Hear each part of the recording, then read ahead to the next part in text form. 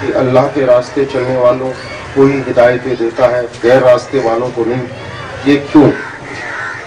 ये इस प्रकार से किसी बड़ी अच्छी बात मैं देना चाहता हूँ सबका उत्तर, लेकिन मैं फिर का तात्पर्य ये था कि मेरे मित्र ने अपने पहले वक्तव्य में परमात्मा के ज्ञान के संदर्भ में उन्होंने प्रकाश डाला और ज्ञान उन्होंने दोनों को सिद्ध किया, वेद को और कुरान को।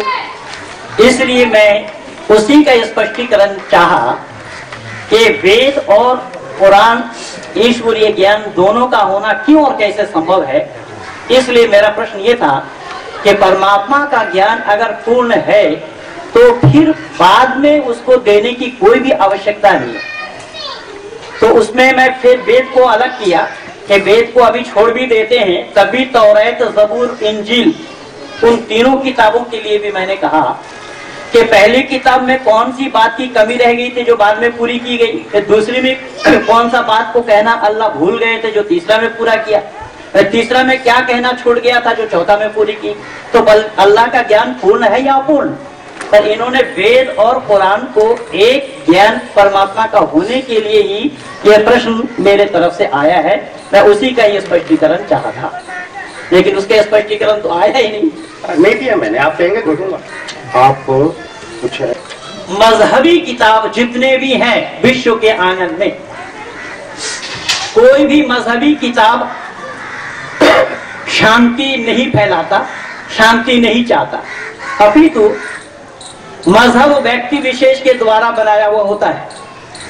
और कुरान के 6666 आयतों में से 1000 से भी ज्यादा आयतें हैं जहां पर गैर मुस्लिमों को मारो, काटो, लूटो, पीटो की बातें कुरान में अल्लाह ने जिक्र फरमाया है। उदाहरण के तौर पर या अय्युहन नबी हर्रिज़िल मोमिनीन अलल क़िताल इन यकुम मिनकुम, सूरा अनफाल आयत नंबर 65। फैज़न सलका अशहुरुल हुरुम फक़्तुलुल मुशरिकीन हैसु वजदतुमुहुम वख़ुज़ूहुम वहसुरुहुम वक़्तुलूहुम लहुम कुल्ला मरसादिन फ़इन ताबू व अक़ामुस सलात व आतुज़ ज़कात फ़क़्लू सुबुलहिम इन्नल्लाह गफ़ूरुर रहीम, सूरा तौबा आयत नंबर 5। यहाँ पर अल्लाह ने साफ शब्दों में जिक्र फरमाया है कि जब निषिद्ध महीना यानी 5 निषिद्ध महीना है जिसमें लड़ाई करने की बात नहीं है। अभी पिछले दिन भी जब ओसामा बिन लादेन की बारी चल रही थी तो उस समय पाकिस्तान वालों ने भी कहा था कि रमजान का महीना खत्म हो जाए तब लड़ेंगे। तो यहाँ पर उसी बात का ही जिक्र किया गया है सूरा तौबा के अंदर में कि और निषिद्ध महीना खत्म होने पर काफिरों को जहाँ पाओ वही कत्ल करो, उन्हें बंदी बना लो और रोक दो उनका रास्ता, जगह जगह पर ताक पर रहो, उनको यातना दे दे करके मारो जब तक वह मुसलमान बनने का न बन जाए और पश्चाताप न करे।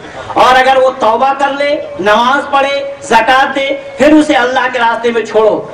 और अल्लाह रहम करने वाला मेहरबान है। अब अल्लाह रहम किस पर किया? एक आदमी को कत्ल करवा करके। अल्लाह रहम कत्ल करवा करके ही करते हैं, बिना कत्ल किए अल्लाह का रहम नहीं है। सूरा तौबा फिर आया है आयत नंबर 14 में फ़क़्तुलूहुम युअज़्ज़िबुहुमुल्लाहु बिअयदिहिम व यहज़ुरुहुम व यहज़कुम अलैहिम व यशफ़ी सुदूर क़ौमिन मुबीन, सूरा तौबा आयत नंबर 14।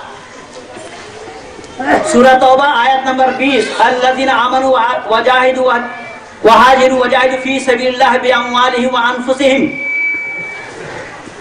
सूरा तौबा आयत नंबर 29 क़ातिलुल लज़ीना ला युमिनूना बिल्लाहि वला यौमिल आखिर व युहर्रिमूना मा हर्रमल्लाहु व रसूलुहु व युदीना दीनल हक़्क़ मिनल लज़ीना ऊतुल किताब हत्ता युतिल ख़िज़्यता अन यातिहिम व हुमुस साग़िरून, सूरा तौबा आयत 29।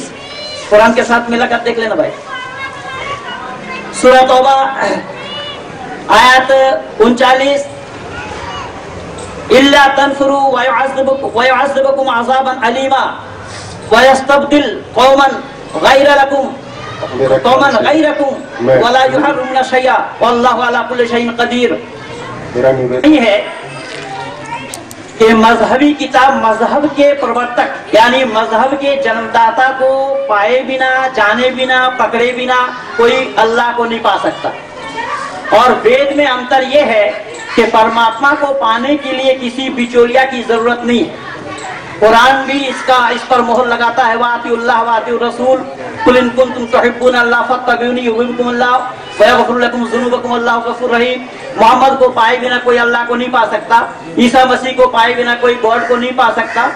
लेकिन हमारे यहाँ वेद की मान्यता है परमात्मा को पाने के लिए दयानंद का पाना जरूरी नहीं है। अग्नि, वायु, आदित्य और अंगिरा, कपिल, कनाद, पतंजल, गौतम, जैमिनी, व्यास आदि ऋषि का पाना जरूरी नहीं है। परमात्मा को पाने के लिए परमात्मा का पता ढूंढा जाए और उसी रास्ते पे चलते चले तो परमात्मा का पाना संभव है। लेकिन मजहबी किताब में इन सब बातों के लिए गुंजाइश नहीं है। इसीलिए मजहबी किताब दुनिया में शांति